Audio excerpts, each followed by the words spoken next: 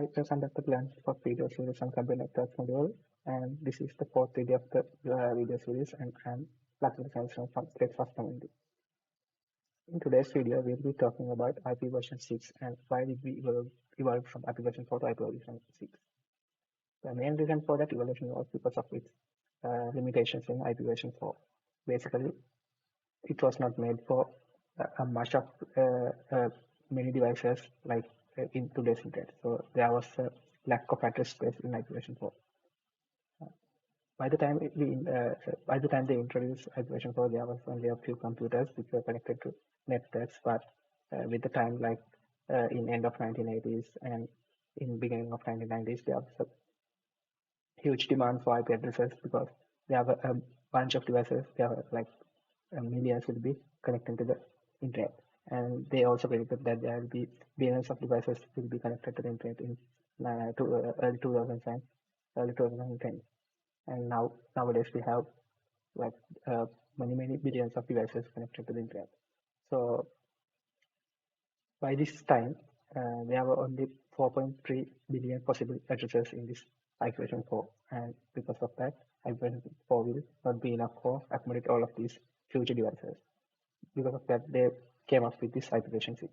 Other than that, there was about a weak in protocol extensibility, lesser security, lack of QoS support, and geographic limitations also. Basically, this internet was built, like the basic of internet was developed in the United States. Because of that, the United States owns most of these IP addresses of IP version 4 out of these 4.3 billion of IP version 4 addresses. Because of these limitations, IETF or Internet Engineering Task Force came up with the solution called as IP version 6. So it is a updated version or upgraded version of IP version 4, which was existing back then. So this was consisting of a huge, like some relatively very huge address space. So early on was only accommodatable for 4.3 billion devices, but this came up with much larger address space, like 340 undecillion addresses. So that's like more than even we can imagine. So it other than that, it also came up with extension headers and built-in support for IPv6. So IPv6 is security thing related to Internet protocol, and it also consists of class-based QoS, and most importantly, this simplified the routing process. So let's see how IP version 6 address looks like. So there will be 128 bits in an address, and these 128 bits will be separated by colons into 8 blocks. So each of these 8 blocks will be consist of 16 bits. That means 4 hexadecimal characters, and this complete address was consist of 2 parts. We call it routing prefix and interface ID. So routing prefix is the first part, and interface ID is the second part, which is in left and right side of the address respectively. So this, as you can see in the image, you can see the routing prefix is consists of site prefix and subnet ID, and according to the subnet, according to the requirement, it can change the size, like, but altogether it should be 128 bits. So, however, as IP version 4 was already in the use, so when they introduce IP version 6, there will be a conflict because there will be 2 separate protocols. So to address this, either we had to remove IP version 4 from all the devices running IP version 4, and we should have introduced IP version 6, but it was not practically possible. So because of that, IETF came up with a more practical solution called coexistence. So they introduced 3 separate types of coexistence called as dual stack, tunneling, and translation. So in dual stack, what we can do is we can use both IP version 4 and IP version 6. So like IP version 4 and IP version 6, both protocols coexist on the same network segment. So as an example, if we are connecting a laptop to a network, that laptop will get IP version 4 address as well as an IP version 6 address. So like according to the requirement, it can either connect to IP version 4 or IP version 6. Then we come up with tunneling. So in this case, tunneling is connecting a like connecting the networks of IPv6 and IPv4, but when a packet from IPv6 goes through an IPv4 network, the packet will be encapsulated into an IPv4 packet. So and vice versa. And when it comes to translation, a special technique called net64 will be used. So in here, when an IPv6 packet from an IPv6 network going to an IPv4 network, that IPv6 packet will be totally translated into an IPv4 packet, and thereafter it will be look like an IPv4 packet. So that's how they introduced these this new IP version protocol to coexist with the earlier IPv4 protocol. Now let's see how we can write these IPv6 addresses are very long. So let's see how we can write these addresses, because when we are using this in the network, so with computers, that because of all these numbers are all these are in numbers and computers are very good with numbers, it won't be a problem. But when we are dealing with like as humans, we'll it will be harder to handle because those are very long. So they have introduced some techniques to simplify them. So first technique is the first rule, actually it's a rule. So is omitting leading zeros. So here we will omit all the leading zeros of each block. So as you can see on the slide, here I have brought some examples. So if there are no any zeros, we can go it like without any omitting. We can just keep it as it is. And if there's a 1 0 in the beginning of the block, we can just omit it. So it will look like this. And even if there are any zeros in the latter part of the block, we can't do anything to those zeros because we can only omit the leading zero. So only the leading zero will be omitted, and rest of the zeros will be kept as it is. And when the whole block is just a bunch of zeros, we can just omit all the leading zeros and keep the last zero, because we have to keep it because we only can omit the leading zero. So here you can see how I have applied that rule to a IPv6 address, and here all these will be all these leading zeros will be removed here also, and here also. So it will look like this. So now let's go to the next rule. So here we'll be omitting all the all zero blocks. So here block is consists of only zeros. We can remove that whole block, but there's another requirement that this can only be done once within the IP address. So we have to be intelligent enough to remove the largest set of blocks, because like if you remove the like there are multiple all zero blocks, and if we like those have to be consecutive. So if we remove a smaller bunch of all zero blocks, that will be a waste, because we could have managed to omit many more blocks in using that rule.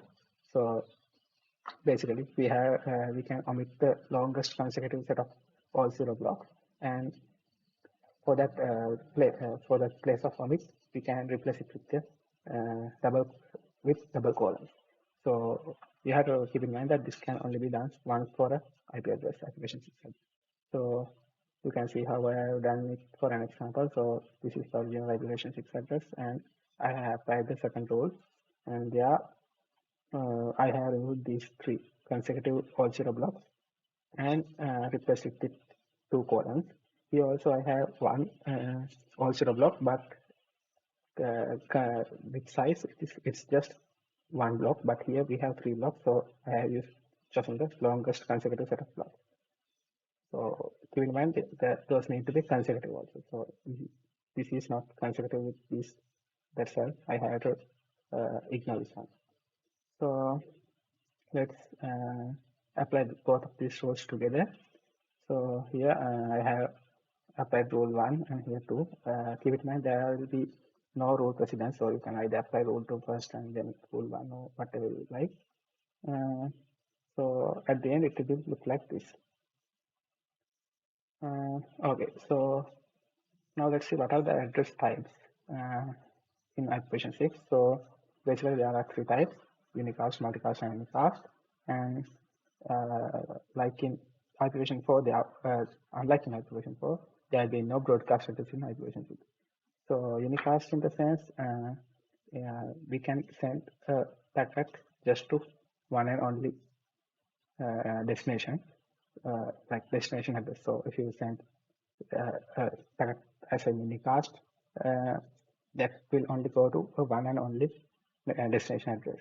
But when it comes to multicast, we can send a packet into multiple destination addresses. So like destination devices, but actually it is address but goes to multiple devices. But when it comes to any cast, and this will only send to one of the set of destination addresses, like destination devices, but this is also a single address. So let's see what are these unicast addresses. So there are three types of unicast addresses. First one is global unicast address, and other two will be discussed in the next slide. So this global unicast address is similar to the IP version for public IP address. So it is global unique, and as a public address, it's internet routable. And we can configure the device into this global unicast address using static and dynamic methods. And typically, this unicast address starts with this given range. And the other two types of unicast addresses are unique local unicast address and linked local unicast address. So this unique local unicast address is, it's one thing. Both of these addresses are used only for internet, right? Like we don't use this for internet or any other like wide area networks. So the unique local unicast address is used for communication within the local network, and it is much more similar to the IPv4. Like in purpose, it is much more similar to the IPv4 public IP addresses, and this is routable through this local network. But unique local unicast address is also used for communication within the local network, but it's not routable. So, and it within this range. So, but you may think, what is this? Why is this routable and this is not? But both are used to communicate with the same network, same local network. So the difference is like this address and this address is like if you take MAC address or something, we can't like we can use it to communicate between devices, but it is not routable. But if you take a private IP address, we can use it to communicate, and we can even use this for routing also. Like we can place an private IP address between two subnets, and we can communicate. But when it comes to MAC address, we can't communicate like that because it's not routable. That's the difference between these two.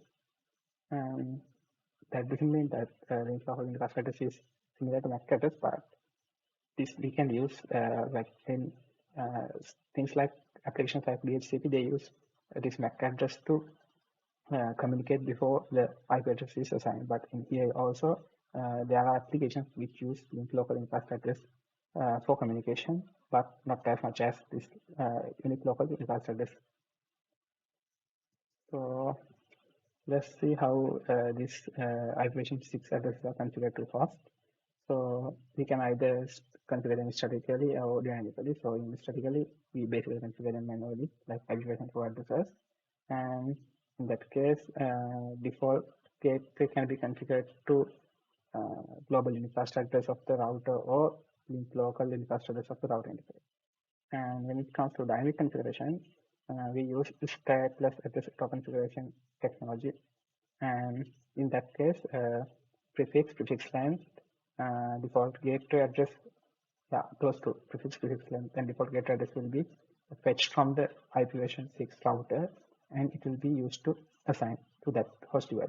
So in this case, there will be no requirement of DHCP server. It all will be all of that process will be done using an IPv6 router.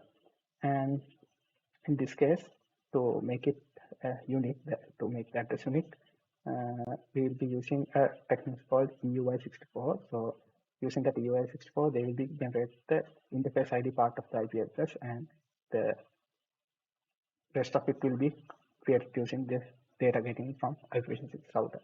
So in next slide we can see how UI6 process works. So here you can see this UI6 process consists of like that device identifier and organizational unit identifier. So all you know that in the MAC address you have these two parts, and OUI is used to identify the manufacturer of the device, and this is the one which is unique for each and other network interface card. So UI64 process use that MAC address and is split into two like this, in the middle, and they insert FFFE in hexadecimal to this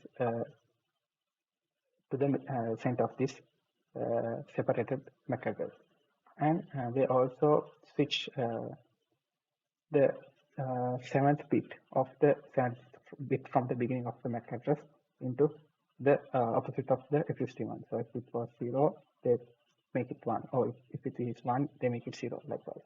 And then they make the IPv6 address.